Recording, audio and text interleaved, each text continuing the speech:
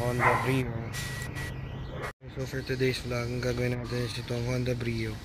Bale, bumangga siya sa truck, ayan nabutas. So re-repair natin, tapos ang laki ng lubog niya. So kakalasin muna natin para matanggal natin yung mga impact beam niya, tapos unatin natin siya. So okay, ayan na. Bale, natanggal na natin yung pintuan ng Brio natin. So ayan, simulan na natin siya laterohin. So ayan yan. Tapos kailangan natin ma-check kasi itong poste niya, umurong yan. Pero i-check muna natin pag natapos natin yung pinakapintuan niya.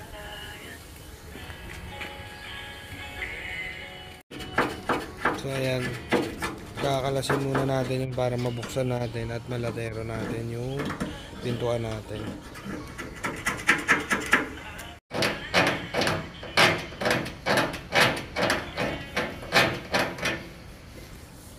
Yung butas niya mga guys.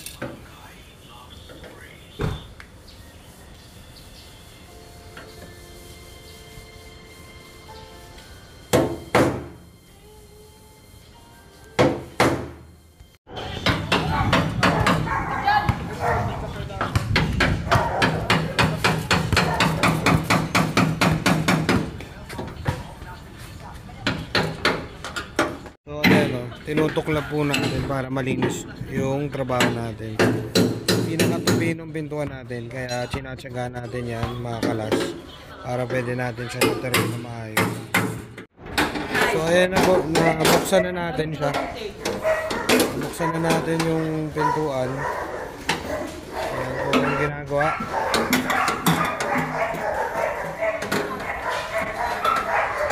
Ayan na, natanggal na natin yan.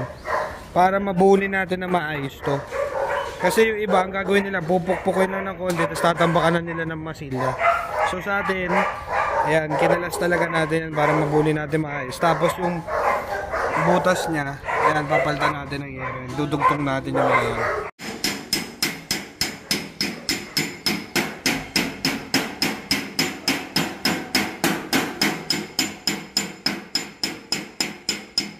So ayan, binalik lang muna natin siya ulit para makita natin yung alignment niya. Pero pagka okay na siya, kakalasin ulit natin, tapos pwede natin siyang bugahan.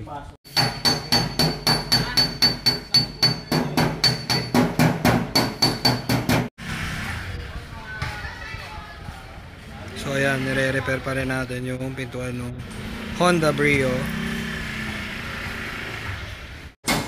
Binubuli natin mga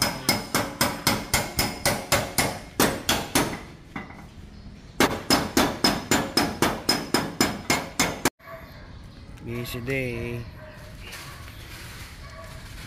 Yes sir.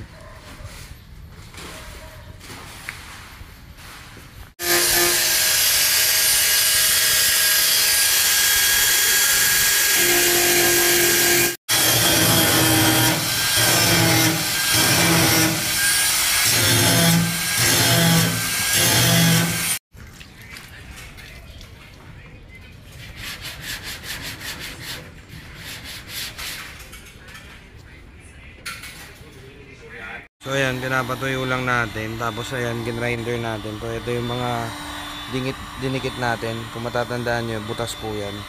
So piniprep lang natin siya para mag wash primer tayo. Kasi usually, talagang in anti-corrosion yan. Pero ibang, syempre ibang shop, since tinitipid nga nila, nire-recta nila anti-corrosion. So tayo talagang susundin natin lahat. So mag-wash primer muna tayo bago mag anti-corrosion.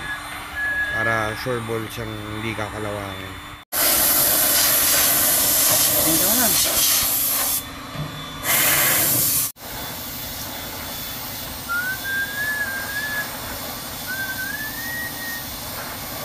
Dati po, maraming thank you, salamat very much. May bayad yun.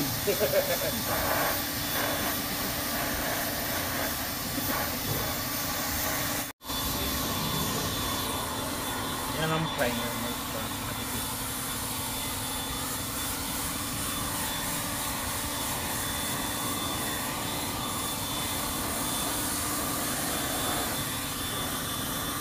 So ayan, wash primer na yung ina-apply natin bago natin siya i-anti-corrosion.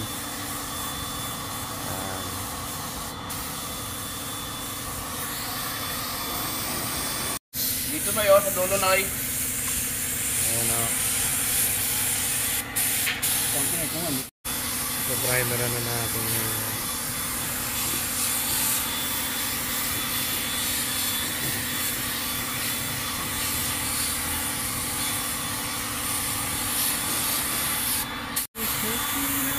Usapan mo. So, ganyan talaga pag nagpagawa kayo kumakanta po ito. So, binubuga na natin ang kulay.